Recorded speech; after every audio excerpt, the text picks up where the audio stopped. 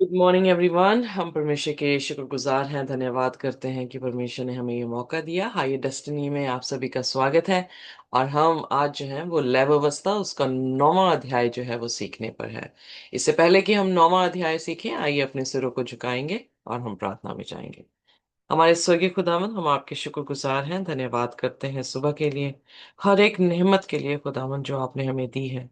और खुदावन जो जिंदगी आपने हमें बख्शी है उसके लिए हम बहुत ज्यादा शुक्रगुजार हैं। और उससे बढ़कर प्रभु यीशु मसीह की उस कुर्बानी के खुदावन लिए हम बहुत ही धन्यवादी हैं, जिस कुर्बानी के जरिए से हम आज आपके समीप आ सके हैं। खुदावन, हम जैसे भी हैं, हम अपने आप को आपके हाथों में देते हैं। हर एक पाप की क्षमा चाहते हैं जो हमने जाने और अनजाने में किए हैं। खुदावन, हमारे पाप जैसे पूर्व पश्चिम से दूर है वैसे ही फेंक दें। और हमारे दिलों में खुदावन अपना वास करें। अपनी आत्मा के जरिए से खुदावन आप हमें आज का कलाम सिखाएं, आप बोले और हम सुने। आप बढ़ें और हम घटते चले जाएं, आपका नाम मुबारक ठहरे। खुदावन हमारे साथ हो और खुदावन हमें बरकत बख्शे। इस प्रार्थना को यीशु के नाम से मांगते हैं, आमीन। Amen. सो आइए, लय व्यवस्था उसका 9 हम ऑलरेडी जो है काफी हर ऑफरिंग के बारे में जो है चर्चा कर चुके हैं। अगर आप उसे जानना चाहते हैं तो आप जो है आइए डेस्टिनी में लय व्यवस्था की पुस्तक एवरी चैप्टर बाय चैप्टर हमने वर्स बाय वर्स जो है वहाँ पे स्टडी की है। आप उसे पढ़ सकते हैं। पर आज जो है हम 9वां अध्याय जो है वो सीख रहे हैं। सो इसलिए आइए देखते हैं कि 9वें अध्याय में क्या होता है।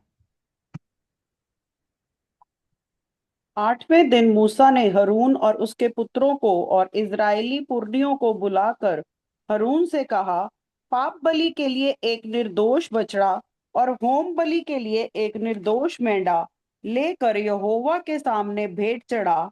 और इजरायलियों से यह कह कि तुम पाप बलि के लिए एक बकरा और होम बलि के लिए एक बछड़ा और भेड़ का बच्चा लो, जो 1 वर्ष के हो और निर्दोष हो। सो हम ये देख रहे हैं कि पहली बात जब हम सॉरी 8वें अध्याय में थे। अगर मैं 8वें अध्याय में आपको लेकर चलूं तो उसकी आखिरी आयतों में हम देख रहे थे कि खुदा ने जो है उन्हें कहा कि 7 दिन तुम तंबू के पास ही रहना। क्योंकि जब उन्हें डेडिकेट किया गया या वो मिनिस्ट्री के लिए उन्हें तैयार किया गया, तो 7 दिन का वक्त जो है खुदा ने उन्हें दिया कि वो 7 दिन जो है खुदा के बीच में अपने आप को मिलावले तंबू में रखें। वो 7 दिन जो थे वो उनके लिए समय था कि वो अपनी जीवनों को सेल्फ रियलाइजेशन उसकी कर सकें, यानी अपने भीतर झांक के देख सकें कि वो कहाँ पर कमजोर हैं और कहाँ पर खुदावन की सामर्थ्य होनी चाहिए, ताकि वो खुदा के हैकल में जो है वो काम कर सके। सो इसलिए हम यहाँ पर 35 आयत में भी देखते हैं कि 7 दिन जो है उन्हें ठहरने को, तंबू के बीच में ही ठहरने को कहा, इससे पहले कि वो खुदा की सेवकाई जो है शुरू करते। जैसे आप देखेंगे कि नए नियम में भी हम यही देखते हैं कि जब यीशु मसीह आसमान पर उठा लिए जाने वाले थे, तो यीशु मसीह ने उनसे कहा कि तुम इसी ऊपरले कमरे में क्या करना, प्रार्थना करते रहना। और तब तक करना जब तक कि पवित्र आत्मा तुम पर आना उतरे। और उस दौरान हम देखते हैं कि परमेश्वर ने वो समय उन्हें दिया ताकि वो इकट्ठे प्रार्थना करें। उनके इकट्ठे प्रार्थना करने से क्या हुआ कि उनके जो वैर भाव थे या भेदभाव थे वो सारे जो है वो खत्म हुए। इसीलिए प्रेरितों की पुस्तक में जो है हम उसके पहले अध्याय में देखते हैं कि जब वो प्रार्थना कर रहे हैं तो वो एक मन थे। उनमें कोई भी डिफरेंसेस जो थे वो नहीं पाए गए हैं। सो इसलिए पवित्र आत्मा जो है वो उन पर आ उतरा। आइए देखते हैं प्रेरितों का काम उसका पहला अध्याय और उसकी 14वीं आयत।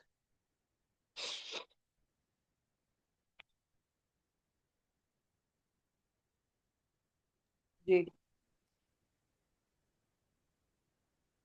ये सब कई स्त्रियों और यीशु की माता मरियम और उसके भाइयों के साथ एक चित होकर प्रार्थना में लगे रहे।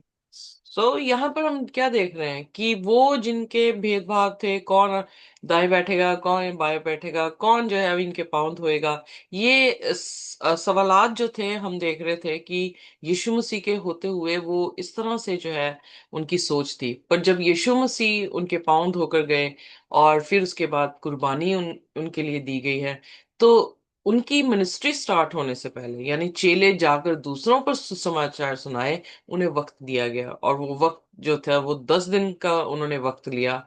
और 10 दिन में जो है वो संपूर्ण तौर से उन्होंने अपना एक चित कर लिया।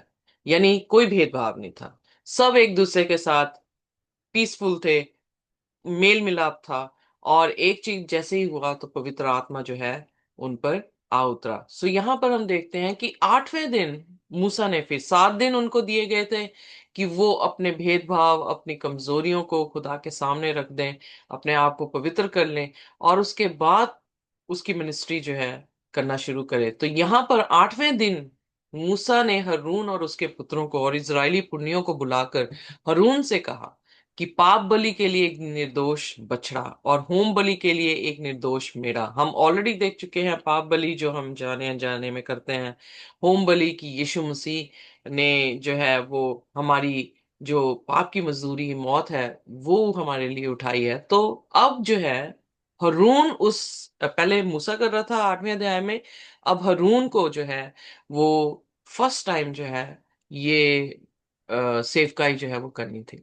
सो पाप बलि के लिए एक निर्दोष बछड़ा और होम बलि के लिए एक निर्दोष मेढ़ा लेकर यहोवा के सामने भेंट चढ़ा। और इजरायलियों से ये कह कि तुम पाप बलि के लिए एक बकरा और होम बलि के लिए एक बछड़ा, एक भेड़ को बच्चा, एक भेड़ को बच्चा लो, वो 1 वर्ष के और निर्दोष। तो हम ये सभी बलियों को जो है वो बड़ी अच्छी तरह से देख चुके हैं कि प्रभु यीशु मसीह की मिनिस्ट्री को दिखा रही हैं, प्रभु यीशु मसीह की कुर्बानी को दिखा रही हैं। सो मैं तभी कहती हूँ कि वो लोग जो हैं यीशु मसीह के आने वाले टाइम की कुर्बानी को देखकर अपने जीवनों को साफ कर रहे थे। हम जो हैं वो 2000 साल पहले जो यीशु मसीह ने कुर्बानी दी है उसको देख के हम जो है अपने आप को साफ कर रहे हैं। और इनफैक्ट मैं जब हाल ही में एक पासवान से जो है वो बात कर रही थी, तो उनसे पूछ रही थी, क्योंकि उनके ताल्लुकात जो है वो यहूदी कौम से हैं, तो मैं उनसे पूछ रही थी कि क्या वो अभी भी कोई बलि जो है वो चढ़ाते हैं। तो वो बोल रहे थे कि वो बलि नहीं चढ़ाते हैं। तो मैंने कहा कि वो यीशु मसीह पर भी विश्वास नहीं करते हैं। तो वो कहते हैं कि कुछ करते हैं और कुछ नहीं करते हैं। तो फिर मैंने कहा कि अगर वो बलि नहीं चढ़ा रहे हैं तो उनके पाप कैसे क्षमा हो रहे हैं? सो प्रश्न फिर यहाँ पर उठता है कि वो अपने पाप कैसे जो है वो क्षमा कर रहे हैं। सो बहुत सारी चीजें उन्होंने मुझे मुझे बताई। बट यहाँ पर हम देखते हैं कि जब हम मसीह पर विश्वास करते हैं तो वो गैप जो है वो बिल्कुल खत्म हो गया। कि एक तरफ से हम बलि भी नहीं चढ़ा रहे हैं, पर एक बलि जो हमारे लिए हमेशा के लिए चढ़ गई है, उस बलि पर विश्वास कर रहे हैं जिसने हमें जो है वो मुक्ति दी है। सो इसलिए वो ये सोचते हैं कि मसीहा आएगा तो उनका जो है वो छुटकारा करेगा। सो इनफैक्ट मसीहा आ चुका है और वो देख नहीं पा रहे हैं कि जो बलियां वो उनके बाप दादे चढ़ाते थे वो यीशु मसीह की कुर्बानी को ही दिखाते थे। और इस निर्बुद्ध निर्बुद्धि होने के कारण और आंखों का अंधेपन के कारण क्या हो रहा है, दे आर नॉट सेव्ड।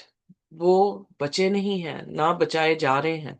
सो इसलिए खुदा का शुक्र है कि खुदा ने जो है हमें बचाया है। और यहाँ पर एक खास चीज जो है वो मुझे बड़ी अच्छी लगी कि खुदा के सामने भेंट चढ़ाने को कहा गया है। लेवियों की पुस्तक जो है वो खास करके डिस्करेज करती है कि हम परमेश्वर को छोड़कर किसी और की उपासना जो है वो ना करें। वेल, प्रकाशित वाक्य में भी उसके 14 अध्याय में जब हम जाते हैं, उसकी 6वीं आयत में और 7वीं आयत में हम जब देखते हैं, तो वहां पर बयान किया गया है कि परमेश्वर से डरो और उसकी महिमा करो जिसने जमीन, आकाश, पानी और स्रोतों को जो है वो बनाया है। सो फिर उसके बाद हम 13वें अध्याय में जाते हैं, एक ऐसा पशु है जिसकी मूरत बनाई गई है, जिसकी उपासना करने को कहा गया है। सो यहाँ पर जैसे मैंने पहले भी कहा कि एक सच्चा मेमना है और दूसरा जो है वो झूठा है। क्योंकि प्रकाशित वाक्य 13 और उसकी 11 आयत से जब हम पढ़ना शुरू करते हैं तो एक ऐसा मेमना दिखाई दिया वहां पर जो अजगर की तरह जो है वो बोल रहा है। सो इसलिए इन दोनों की भिन्नता जो है वो हमें समझनी बहुत ज्यादा जरूरी है, और वो तभी समझी जा सकती है जब हम खुदा के वचनों को जानते होंगे।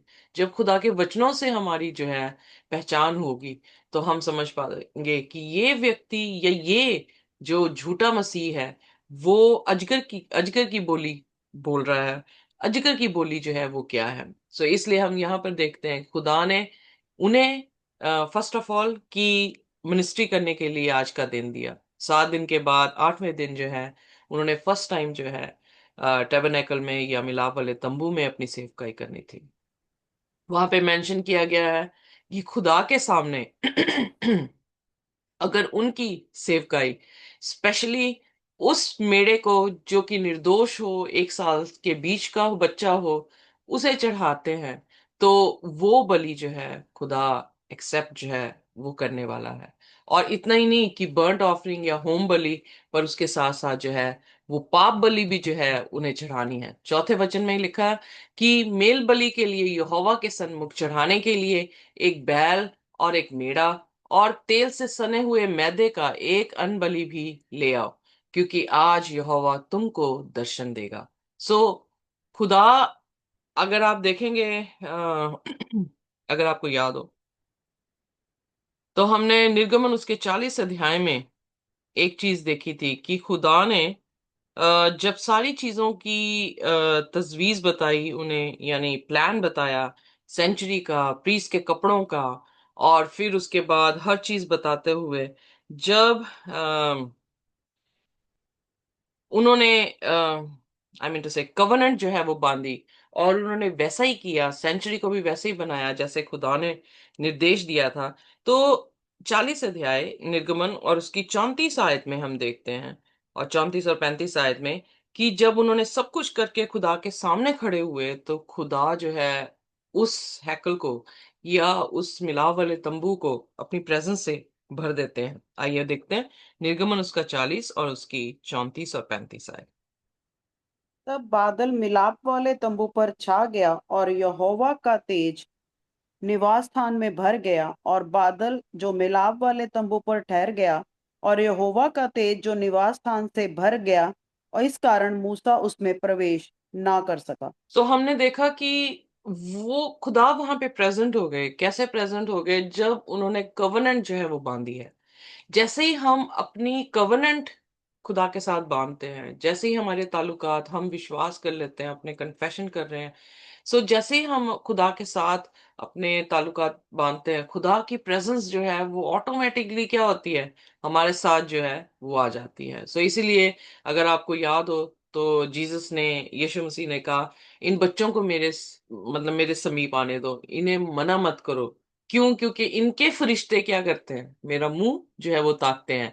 अब बच्चों को तो पता भी नहीं है कि किस तरह से अपनी कमिटमेंट खुदा की तरफ जो है वो देनी है, बट किनके बिहाफ पर, इवन उन माँ बाप के बिहाफ पर क्या देख रहे हैं कि बच्चों को भी खुदा क्या कर रहा है, अपनी प्रेजेंस दे रहा है, अपने एंजल्स जो है वो प्रोवाइड कर रहा है। सो ताकि वो, कहने का अर्थ है कि जैसे ही हम कवर्नेंट में आते हैं, खुदा अपने पंखों के नीचे हमें जो है वो क्या कर रहा है, छुपा रहा है। अब यहाँ पर कोई भी हैकल के अंदर जो है वो जा नहीं पाया। क्यों? क्योंकि अभी तक उन्होंने जो है वो बलियों को या खुदा के यीशु मसीह की कुर्बानी को जो है वो दिखाया नहीं था। अब यहाँ पर वो दर्शन देने पर है। और दर्शन कैसे दे रहे हैं? अगर आप देखें, पेंतिकॉस के दिन जो है खुदा का आत्मा जो है उनके बीच में आया, और लोगों ने उनको अलग अलग जुबानों में बोलते हुए सुना, जो कि मछुआरे थे, जिनको जिनको गलीली आनी चाहिए थी, वो लोग जो है अलग अलग भाषा जो है वहां पे बोलने लगे, जिससे दिख रहा था कि उनके बीच में कौन है, खुदावंद, खुदा है। वो एक गवाहों का बादल के रूप में उनके सामने जो है वो नजर आ रहा था। तो इसीलिए लोगों ने जो है प्रेरितों का काम उसके 2 अध्याय में कहना शुरू किया कि क्या ये गलीली नहीं है? तो ये फिर कैसे हमारी भाषा में जो है वो बात कर रहे हैं? सो यहाँ पर हम देखते हैं कि अन्य भाषाओं का वरदान क्या था? उनके लिए एक टेस्टमनी थी कि ये लोग सचमुच में इस काबिल नहीं थे, ये डिजर्व नहीं करते, या इनके पास स्किल्स नहीं है, but it is God who is bringing them up. ये खुदा है जो हमारे साथ बात कर रहा है। सो इसलिए खुदा ने यहां पर भी दर्शन देने को कहा। पर उस दर्शन की कंडीशन क्या थी? कि खुदा अपेयर तभी होगा अगर वो पाप बलि, होम बलि और मेल बलि जो है वो खुदा के सामने लेकर आते हैं। सो ये मेल बलि, पाप बलि हम ऑलरेडी देख चुके हैं। प्रभु यीशु मसीह ने वो सारी की सारी व्यवस्था को जो है अपने जीवन में होते हुए जो है अपनी कुर्बानी के साथ, अपने पाक रहने के साथ जो है वो पूरी की है। और जिस जिस वस्तु की आज्ञा मूसा ने दी उन सबको वह मिलाप वाले तंबू के आगे ले आए, और सारी मंडली समीप जाकर यहोवा के सामने खड़ी हुई। सो यहाँ पर हम देखते हैं कि सिर्फ it was like a great feast, fees की तरह थी कि सिर्फ मूसा, हरून और उसके बच्चे नहीं है जो इस काम को शुरू करने लगे हैं, बल्कि ये पब्लिकली जो है ये इवेंट जो है वो रखा गया है। मैं जो हूँ वो कुछ चीजें पढ़ रही थी और उसमें मुझे फीस के बारे में जो है वो पढ़ने को मिला। खुदा का शुक्र है कि खुदा ने जो है वो फीस के बारे में, डिफरेंट फीस थे जो इज़राइल के लोगों को जो है मनाने होते थे, जैसे कि पास ओवर फीस जो ये बताता था कि किस तरह से खुदा ने उनको छुटकारा दिया है। फिर उसके बाद फीस्ट ऑफ अनलीवन ब्रेड, यानी जो अखमीरी रोटी की जो फसा थी उसको, जो कि ये दिखाता था कि किस तरह से खुदा ने जल्दी जल्दी में उन्हें जो है प्रोवाइड भी किया और उन्हें लीड भी जो है वो किया, जो ये दिखा रहा है कि यीशु मसीह हमारे लिए जीवन की रोटी हैं। और उन 7 दिनों में उन्हें अखमीरी रोटी, अखमीरी जैसे हम ऑलरेडी देख चुके हैं पाप से रहित जो है वो रोटी उन्हें खानी होती थी। फिर उसके बाद the feast of first fruit, हम लेवियों की पुस्तक उसके 23 अध्याय में जो है इसे जाके पढ़ेंगे, जो कि हार्वेस्ट को दिखा रहा है, first fruit of the harvest. तो जो पौलुस है वो पहला कुरिन्थियन उसके 15 अध्याय उसकी 20 से 23 आयत में प्रभु यीशु मसीह का जी उठना जो है वो फर्स्ट फ्रूट को जो है वो दिखा रहा है। सो यीशु मसीह के बीच में जो है वो भी फीस्ट जो है वो पूरी होती है। द फीस्ट ऑफ वीक्स, हम देखते हैं कि ये अबंडेंस ऑफ क्या कहते हैं, हार्वेस्ट के लिए और ब्लेसिंग्स के लिए होती है। फीस्ट ऑफ ट्रम्पेट्स जो कि रिपेंटेंस की है, सिन की प्रिपरेशन होती थी एक्चुअली डे ऑफ अटोनमेंट के लिए, जिसमें खुदा जो है वो अपनी न्याय को जो है वो करता था। और डे ऑफ अटोनमेंट सबसे जरूरी था क्योंकि उस दिन क्या होता था, सारे के सारे लोग जो है वो मिलाप वाले तंबू के बाहर खड़े होते थे और अपने पापों का जो है वो पश्चाताप कर रहे होते थे। जबकि महायाजक जो है वो उन सब के लिए पश्चाताप करता है, और जो हैकल थी, होली प्लेस को जो है उस दिन साफ किया जाता है। 16 अध्याय में इसके बारे में हम ज्यादा जो है वो सीखेंगे। पर यहाँ पर हम देखते हैं कि खुदा ने जो है उन्हें इन सभी चीजों को समीप लेकर आने के लिए कहा, और खास करके कि सारी मंडली यानी इज़राइल जो है वो भी मिलाप वाले तंबू के सामने आने को कहा गया। तब मूसा ने कहा, ये वह काम है जिसके कराने के लिए यहोवा ने आज्ञा दी है कि तुम उसे करो, और यहोवा की महिमा का तेज तुमको दिखाई पड़ेगा। अब दूसरी बात जो है इसका जिक्र आया है कि खुदा दर्शन देगा। अब खुदा की ग्लोरी को भी जो है तुम देख पाओगे। हमारी लाइफ के लिए, आज के टाइम के लिए खुदा की दर्शन कैसे मिलेगा? जब हम खुदा की व्यवस्था को पूरा करते हैं। खुदा की महिमा कैसे देख पाएंगे? कैसे हमारी आंखें जो हैं वो उस अंधकार से या अंधेपन से खुल सकती हैं? जब हम खुदा के व्यवस्था के अनुसार जो है अपना प्रायश्चित करते हैं। साथ में मूसा ने हरून से कहा, यहोवा की आज्ञा के अनुसार वेदी के समीप जाकर अपने पाप बलि और होम बलि को चढ़ाकर अपने और सब जनता के लिए प्रायश्चित करो, और जनता के चढ़ावे को भी चढ़ाकर उनके लिए प्रायश्चित करो। यानी यहाँ पर जो हरून है वो अपने लिए भी प्रायश्चित कर रहा है, हरून जो है वो पूरी कौम के लिए भी जो है वो प्रायश्चित कर रहा है। इसलिए हरून ने वेदी के समीप जाकर अपने पाप बलि के बछड़े को बलिदान किया, और हरून के पुत्र लहू को उसके पास ले गए। तब उसने अपनी उंगली को लहू में डुबोकर वेदी के सींगों पर लहू को लगाया और शेष लहू को वेदी के पाए पर उंडेल दिया। सो ड्रेनेज जो था वो ऑल्टर के नीचे ही था, तो इसलिए आ, उसके सींगों के पे जो है लगा के उसके बाद उसे पाए पर जो है वो डेल दिया जाता था। और पाप बलि में की चर्बी और गुर्दे और कलेजे पर की झिल्ली को उसने वेदी पर जलाया, जैसे यहोवा ने मूसा को आज्ञा दी थी। और मांस और खाल को उसके छावनी के बाहर आग में जलाया। तब होम बलि पशु को बलिदान किया और हरून के पुत्रों ने लहू को उसके हाथ में दिया और उसने उसको वेदी पर चारों ओर छिड़क दिया।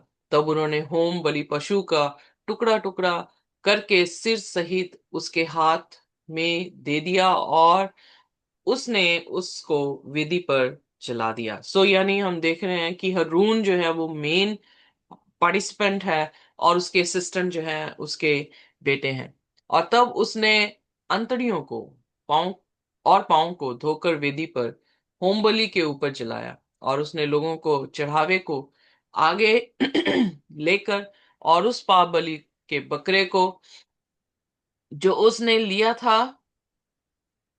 लेकर उसका बलिदान किया और पहले पहले के समान उसे भी पाप बलि करके चढ़ाया। सो हम ऑलरेडी बलियों के बारे में जो है वो जानते हैं।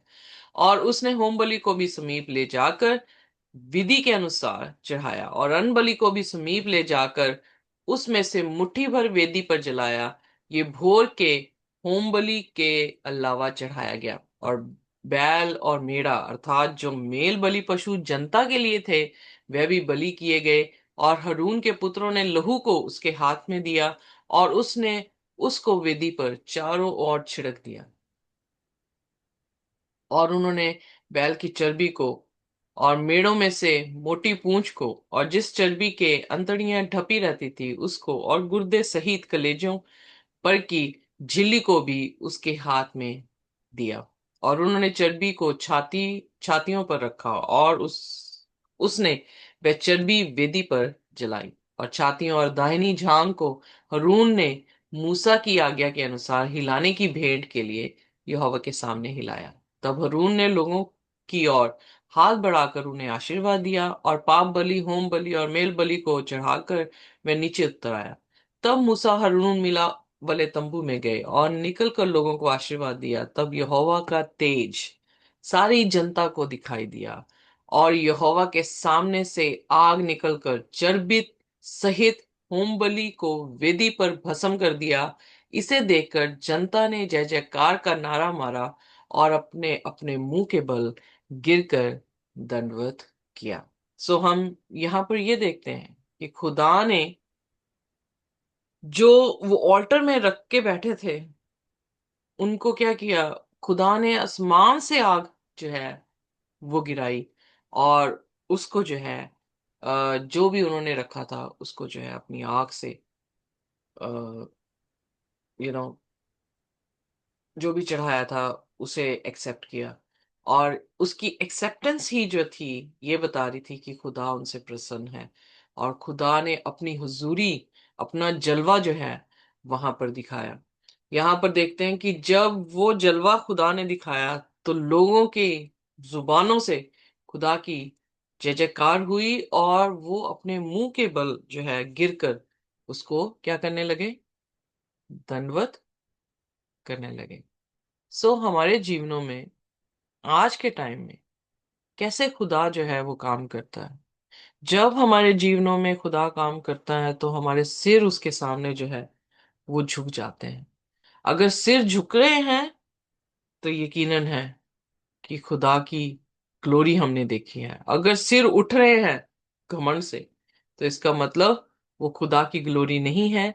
वो किसकी ग्लोरी देख ली उन्होंने, किसका किसकी जुबान सुन ली उन्होंने, वो खुदा की नहीं शैतान की है। सो इसलिए जब हम खुदा की ग्लोरी को देखते हैं उसके कलाम से और उसकी सामर्थ को देखते हैं तो हमारे सिर झुकते हैं उसके सामने। और फिर खुदा के वचन में लिखा है कि किसी और की जो है हम उपासना ना करें। जब उन्होंने किसी और की उपासना नहीं की, व्यवस्था के अनुसार अपनी भेंटों को जो है वो खुदा के समीप लेकर आए हैं, तो खुदा ने अपनी जो है वो उपस्थिति, अपनी हजूरी, और अपना जलाल जो है वहां पर दिखाया है।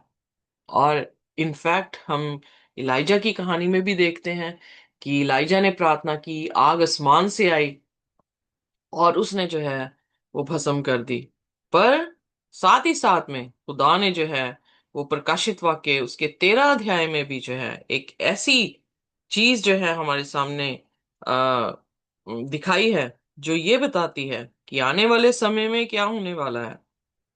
यही चीज शैतान जो है वो कॉन्ट्रफिट करने वाला है। 13 की 13 आयत प्रकाशित वाक्य उसमें लिखा है। आइए देखते हैं क्या लिखा है।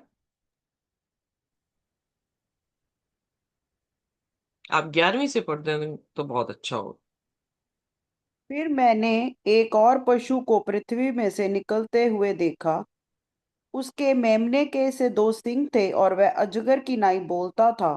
और यह उस पहले पशु का सारा अधिकार उसके सामने काम में लाता था और पृथ्वी और उसके रहने वालों से उस पहले पशु की, जिसका प्राण घातक घाव अच्छा हो गया था, पूजा करता था।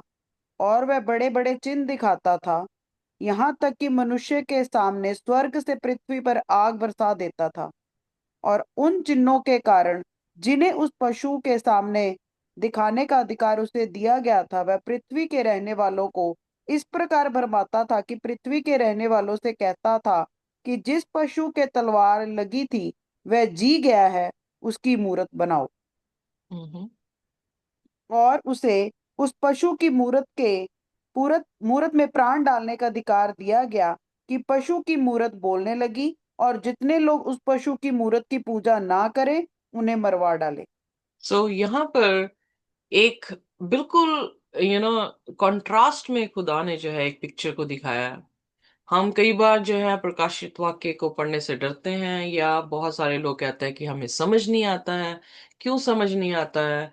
क्योंकि खुदा का कलाम जो पुराने नियम में है उसके बारे में हमें मालूम नहीं होता। अब यहाँ पर जब हम पुराने नियम में देख रहे हैं खुदा किस तरह से आग जो है वो उसने आग से जो है उस वेदी की रखी हुई चीजों को जो है वो भस्म किया है, उसका क्या अर्थ था? उसका अर्थ ये था कि वो वर्शिप जो है वो एक्सेप्टेबल थी। अब उस वर्शिप को एक्सेप्टेबल एक कॉन्ट्रफेट शैतान खड़ा कर रहा है, और वो वही चिन्ह करके दिखा रहा है ताकि वो खुदा की उपासना ना करें, बल्कि वो किसकी उपासना करें? वो इंसान से भी नीचे गिरी हुई स्टैंडर्ड, जो कि एक पशु का स्वरूप लेके खड़ा है, उसकी जो है वो उपासना करे। और यहाँ पर जो है वो फोर्स किया जा रहा है कि उस पशु को जो है वो इबादत किया जाए। अगर नहीं करेगा कोई तो उसे क्या कर दिया जाएगा? इसलिए मार दिया जाएगा। इसलिए झूठा मसीह हम देख रहे हैं मेमना है पर अजगर की तरह बोल रहा है, यीशु मसीह ने मत्ती 24 उसकी 24 में कहा। और झूठे भविष्य दत्ता। झूठे भविष्य दत्ता कौन है? जो कि वैसे ही मिरेकल करके दिखा रहे हैं, वैसे ही मौजे कर रहे हैं जैसे आप बाइबल के खुदा को देख रहे हैं कि वो करते हैं। और बहुत सारे लोग भरमाए जा रहे हैं क्योंकि वो सोचते हैं कि खुदा जो है उसने आग जो है आसमान से जो है वो भेजी है। शायद ये खुदाई है, क्योंकि वैसा ही मुआवजा जो है ये कर रहा है। अंधे देख रहे हैं, लंगड़े चल रहे हैं, ये लोग भी वैसे ही कर रहे हैं, तो ये खुदा की तरफ से ही है। बट डिफरेंस क्या है? मेमना बन के दिखा रहे हैं, इसलिए यीशु मसीह ने कहा वो भेड़िए होंगे और किसकी खाल में होंगे? मेमने की खाल में होंगे। यानी ये वो भेड़िए हैं जो हमें खा जाएंगे, जो हमें अनंत जीवन से जो है वो दूर लेकर जाने पर है। पर एक ऐसा मेमना है जो हमें स्वर्ग की बादशाहत में लेकर जाने पर है। इसलिए प्रकाशित वाक्य 14 अध्याय कहता है कि वो 1,44,000 लोग वो थे जो किसके पीछे चल रहे थे? मेमने के पीछे चल रहे थे।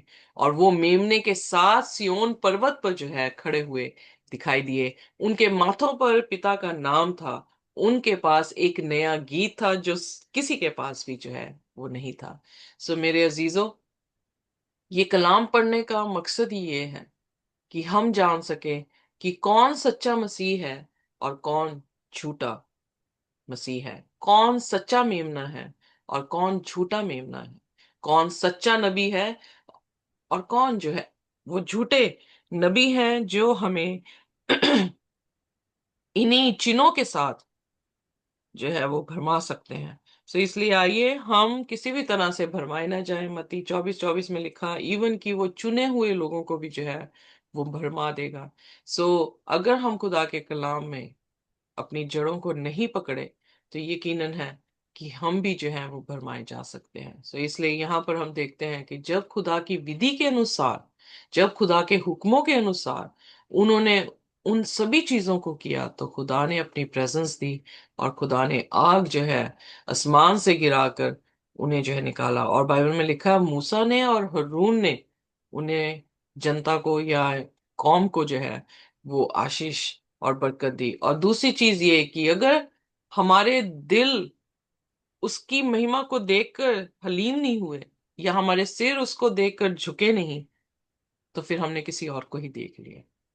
सो आप अपनी जिंदगियों में सेल्फ रियलाइजेशन करें, अपने आप को जांचें कि क्या आपने खुदा की महिमा को देख लिया है, या आप अभी भी उसकी महिमा को नहीं बल्कि उस पशु की महिमा को जो है वो देख रहे हैं। सो खुदा हमें आशीष और बरकत दे और हमें ये मजबूती दे, और ये समझने की और अपने दिलों को हमेशा छांटने की कुवत दे, ताकि किसी भी जगह पर हम उस पशु को इबादत ना कर दें। चाहे अपने पैसे के घमंड में, चाहे खूबसूरती के घमंड में, चाहे कपड़ों के घमंड में, चाहे गाड़ियों के घमंड में, बच्चों के घमंड में, अपने पतियों के घमंड में, एनीथिंग, जो कुछ भी खुदा के से पहले या खुदा से ऊपर चीज पर हमने किसी भी चीज पर घमंड किया है, खुदा हमें माफ करे। क्योंकि वो ऐसी चीजें हैं जो हमारी वर्शिप को, जो हमें खुदा को देनी चाहिए, उसमें रुकावट जो है वो डाल देगा। इसीलिए यशायाह में लिखा है, मेरा हाथ छोटा नहीं कि मैं तुम्हें बचा ना सकूं, मेरे कान बहरे नहीं कि मैं तुम्हारी दुआओं को सुन ना सकूं। पर तुम्हारे और बीच में कौन सी दीवार है? पाप की दीवार है। और वो पाप क्या है? जब हम व्यवस्था को तोड़ते हैं। वो पाप क्या है? जब हम परमेश्वर को प्रथम स्थान नहीं देते हैं। वो पाप क्या है? जब हम अपने भाइयों से अपने जैसा जो है वो प्रेम नहीं कर पाते हैं। सो इसलिए आइए हम खुदा के साथ उसकी विधि के अनुसार अपनी भेंटों को लेकर आए, ताकि वो स्वीकार करे, और जब हम उसकी महिमा देखें उसके कलाम से, तो हमारे सिर जो है वो हलीमगी के साथ उसको दंडवत कर सके। खुदा हमें आशीष और बरकत दे। आइए कोई भी जन जो है वो हमारे लिए इस समय प्रार्थना कर सकता है। आइए हम दुआ में चलें। Hallelujah, hallelujah, hallelujah.